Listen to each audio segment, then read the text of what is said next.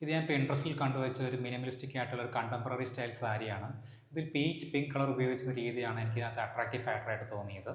കൂടാതെ ഈ ഒരു സാരിയുടെ ഫാബ്രിക് ലൈറ്റ് വെയ്റ്റ് ആണ്, അൺസ്റ്റിച്ച്ഡ് ആണ്, പിന്നെ ബോർഡർലെസ്സും ആണ്. ഹൈ ക്വാളിറ്റി ഷിഫോൺ അല്ലെങ്കിൽ ജോർജറ്റ് അല്ലെങ്കിൽ സിൽക്ക് റേറ്റ് മെറ്റീരിയൽ ആവാം.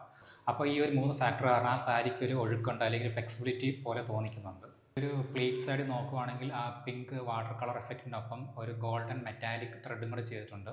അപ്പോൾ ആ ഒരു വാട്ടർ കളർ എഫക്റ്റിനെ കുറച്ചും കൂടെ ഒരു എൻഹാൻസ് ചെയ്യുന്ന രീതിയിലാണ് ആ ഒരു മെറ്റാലിക് ത്രെഡ് വർക്ക് ചെയ്തിരിക്കുന്നത്. സാധാരണ ഒരു ഓഫ് വൈറ്റ് ഫാബ്രിക്കിൽ ഡാർക്ക് പിങ്ക് ഉപയോഗിക്കുമ്പം അതൊരു വലിയൊരു എസ്തറ്റിക് അപ്പിയറൻസ് കൊടുക്കാത്തതായിട്ട് എനിക്ക് തോന്നാറുണ്ട്. ഇപ്പോൾ ഈ ഒരു വീഡിയോയിൽ കാണുന്ന ഒരു ഡിസൈനിൽ പിങ്ക് അപ്ലൈ ചെയ്യുകയാണെങ്കിൽ ഇത്ര ഒരു എഫക്റ്റ് കിട്ടത്തില്ലെന്നാണ് എനിക്ക് തോന്നുന്നത്. ഹെവി ആയിട്ടുള്ള ബോർഡർ ഇല്ലാത്ത കാരണം ഈ ഒരു സാരിക്ക് ഒരു ഒഴുക്കുണ്ട്. അപ്പോൾ അത് കാരണം ഒരു ഫ്രീ ലുക്കുണ്ട്, ഒരു കാഷ്വൽ ലുക്കുണ്ട്. അപ്പോൾ ഒരു കാഷ്വൽ ഒക്കേഷനാണ് ഈ ഒരു സാരി സ്യൂട്ടബിൾ എന്ന് എനിക്ക് തോന്നുന്നു. ഞാൻ കൺസിസ്റ്റൻ്റ് ആയിട്ട് വീഡിയോ ചെയ്യാറില്ല.